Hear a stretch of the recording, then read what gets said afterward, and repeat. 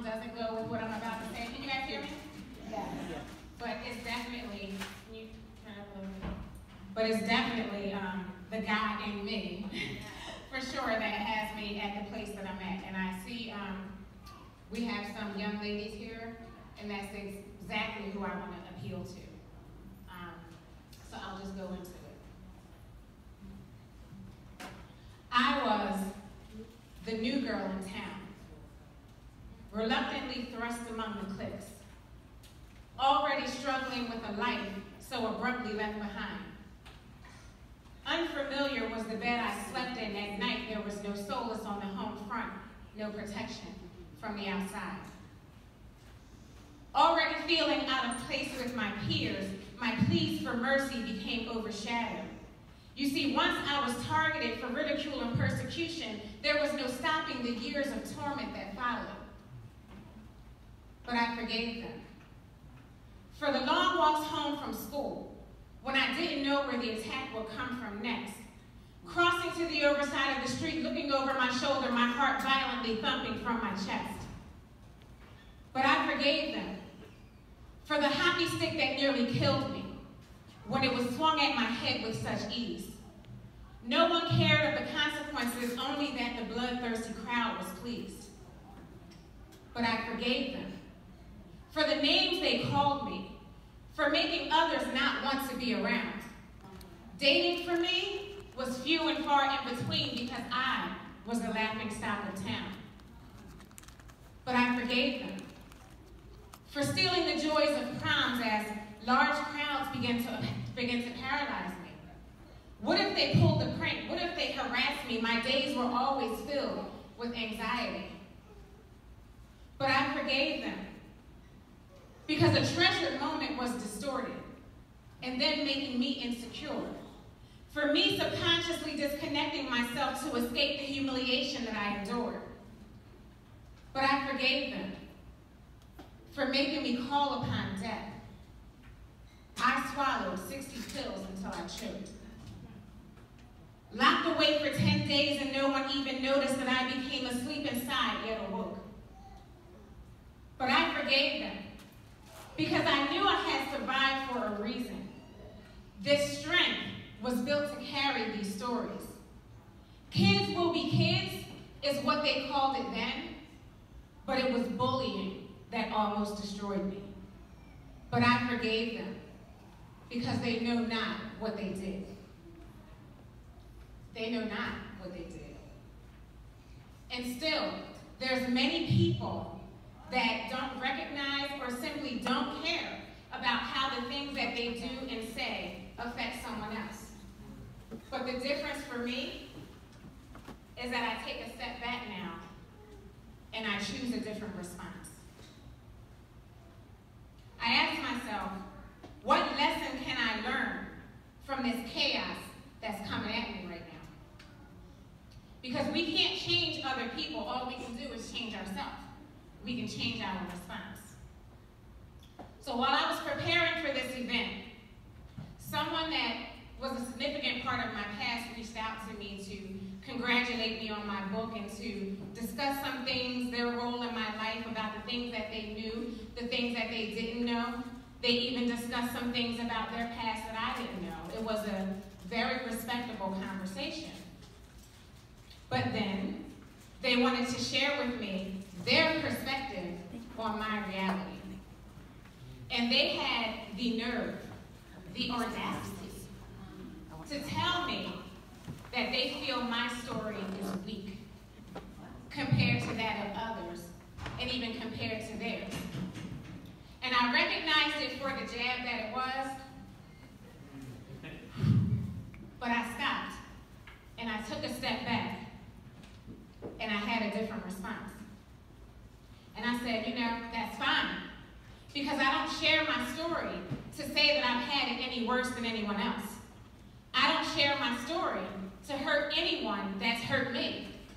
I share my story to start conversations just like the one we were having on the phone, whether he knew it or not, for a reconciliation of anything in our lives that's holding us back from moving to the next level.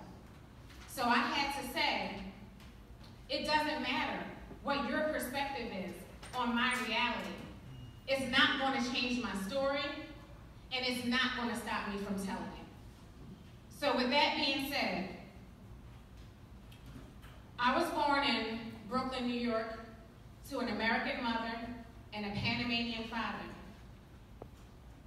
While I don't remember them being together as a couple, I remember having a pretty good childhood. I had them both. But I also remember being molested between the ages of 7 and 11 by another family member. And somewhere within there, sometimes people block out points of time in their life where there's been trauma because it's too heavy. The thought could be just too much for them, so you lose track of some things. So I don't remember much, but I do remember being carried from my bedroom in the middle of the night. I remember waking up in the bathroom with my favorite nightgown on, but no underwear. I remember the jar of Vaseline sitting on the edge of the tub. I remember him kneeling in front of me. I remember him allowing someone else to touch me as part of our little game. Now, while I didn't look forward to these games, I don't remember ever feeling threatened. I remember that it was a secret, so I didn't tell anyone at the time that it was happening. I don't remember even knowing that it was wrong.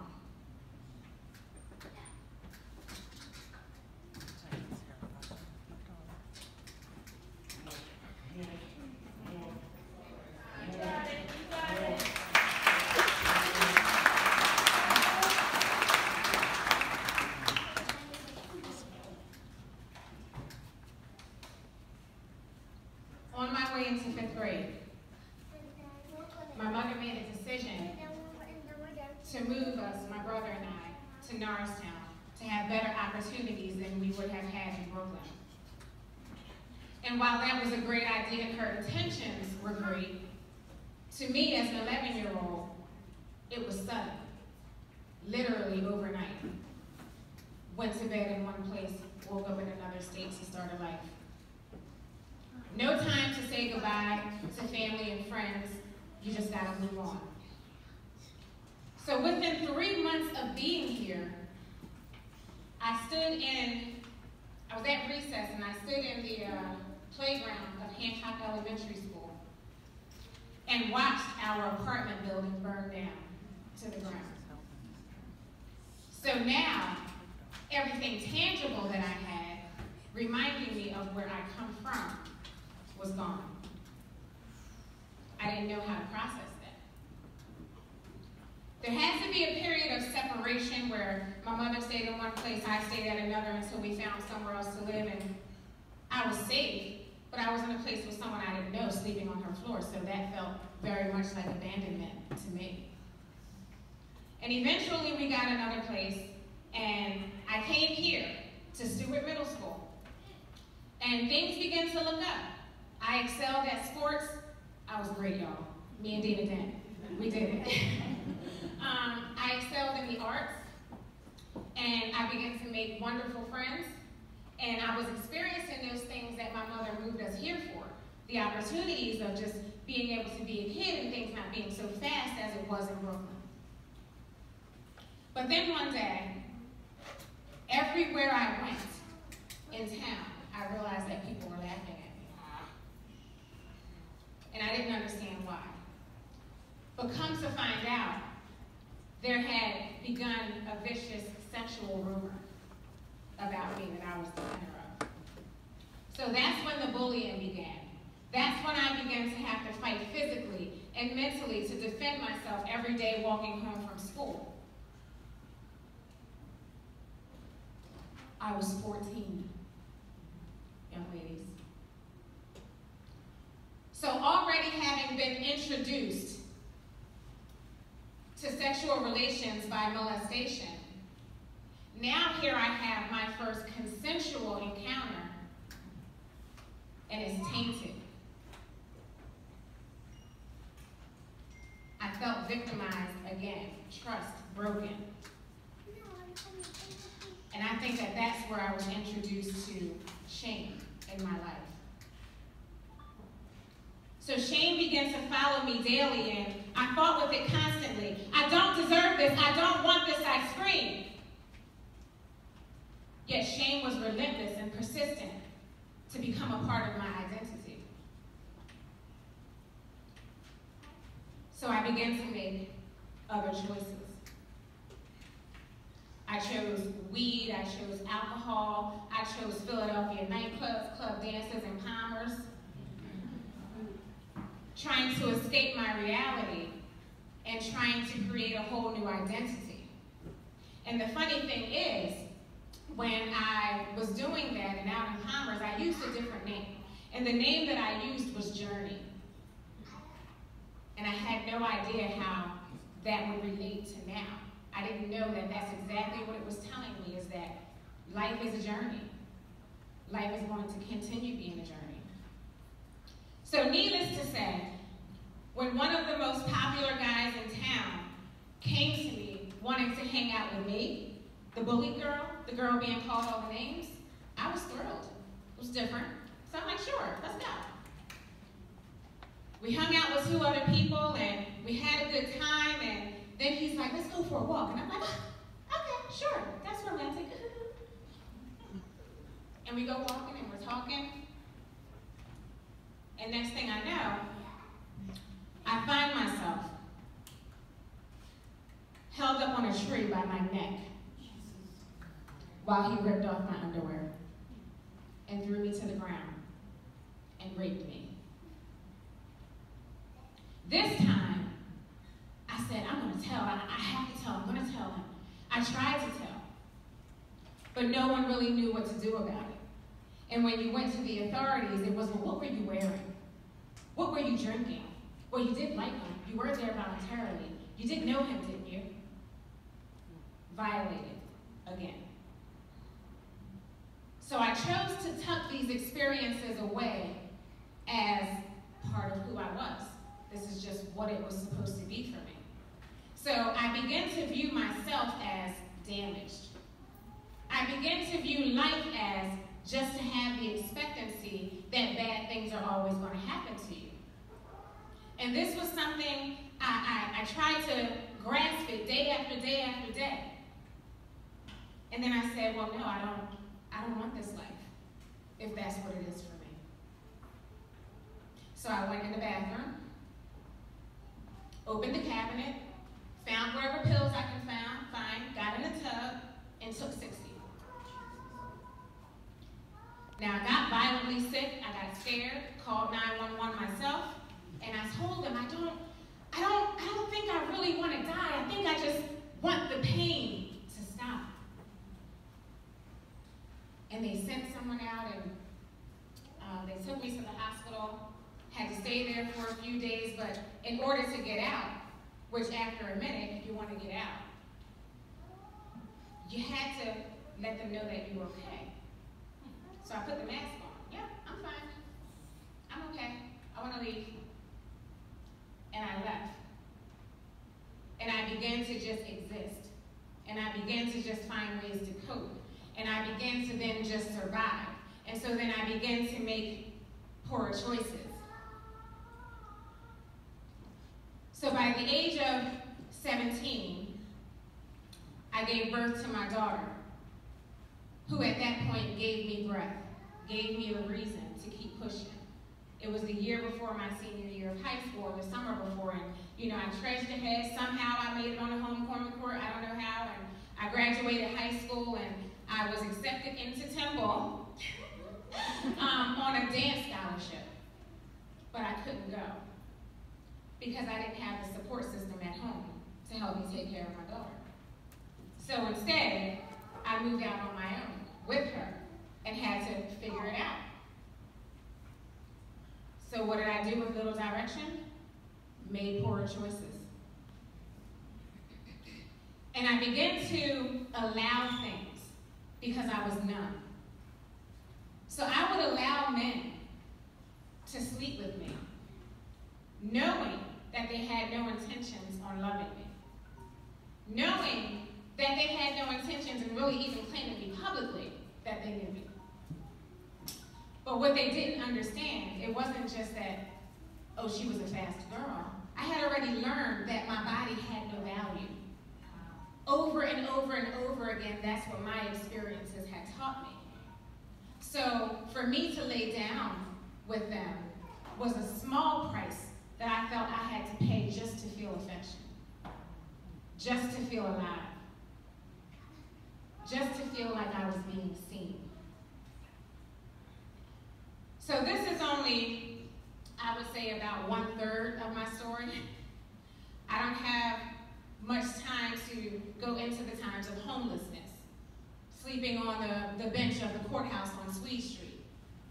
I don't have time to really go into the second attempt at suicide in my 20s. I don't have time to go into a man that I love being murdered. I don't have time to talk about the manipulation and the misleading of church leadership when I was just looking for Jesus. I was just looking for answers. I was looking for peace. I was looking for a place to belong. I don't have time to talk about the trust issues and the depression that then became a part of my life. I don't have time to talk about the difficulties and the inadequacies that I felt being a single parent, wondering, am I passing down generational curses to my daughter?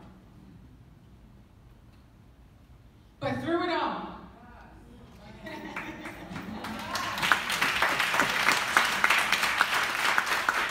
I'm still standing. I raised a beautiful and kind daughter who was the first in her immediate families to graduate college.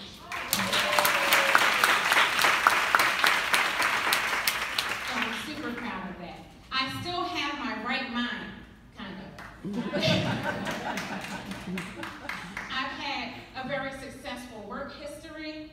I still have compassion. I still have empathy towards others.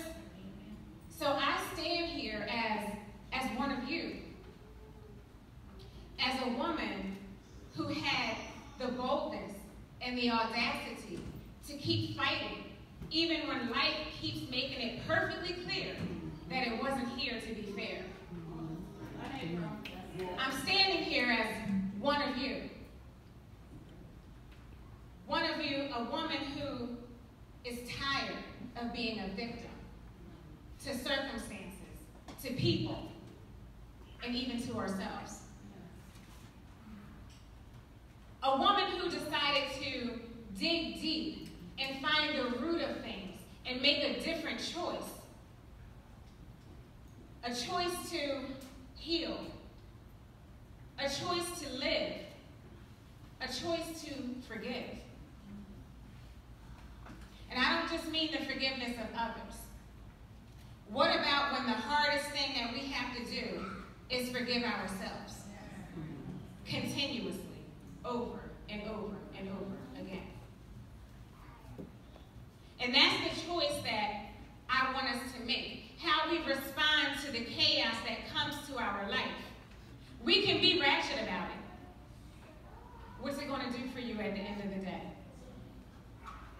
So I'm going to leave you with this, dedicated to you all, also for me. But we're going to be kinder to ourselves. So it's time that I pledge kindness to myself. Because me has been forgotten amongst the rubble in my mind. Striving for perfection because I didn't want to get it wrong again. I didn't want to lose again. Be blamed again. Fall again. Miss the mark again. Be misunderstood again. Be judged again. Be strung along again.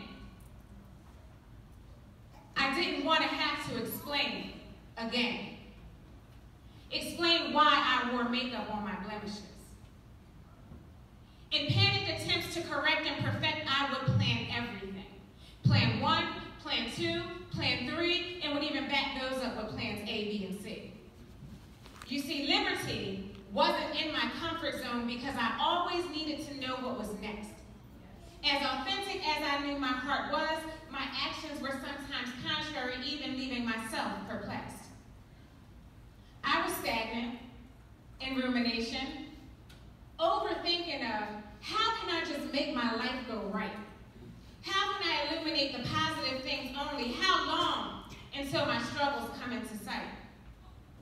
How long can I keep the makeup on my blemishes? What happens when I can't control the outcome? What happens when a plan is intercepted because I had to face it? Life just doesn't work like that. Climbing a never-ending ladder to I have it all figured out boulevard only to come crashing down flat again? No, I'm pledging kindness to myself because I never gave the real me a real chance. People-pleasing became easy, pushing you further than I pushed me, hiding myself in the background, shrinking what I had achieved while others saw this as false humility because the makeup was the perfect shade for my blemishes. So I subconsciously dumped myself down to fit into the accepted which I never could accept or respect because I knew that deep down beneath these layers there was something exceptional about me. Born to make waves, unique in all my ways, and I had to pull this truth to the surface and give myself God's grace. So now, I'm removing the makeup from my blemishes. And I'm finally walking along the cobblestone road of I am good enough.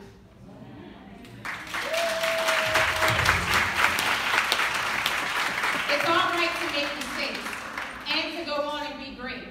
It's okay not to know the ending and to simply have faith. It's all right to get it wrong and to want to get it right. It's okay to lose a battle and still be proud to have fought the good fight. It's okay to say yes and no, or to just wing it and simply let life be. But ladies, it's good enough to be beautifully imperfect. The makeup is off of my blemishes and I'm pledging kindness to me.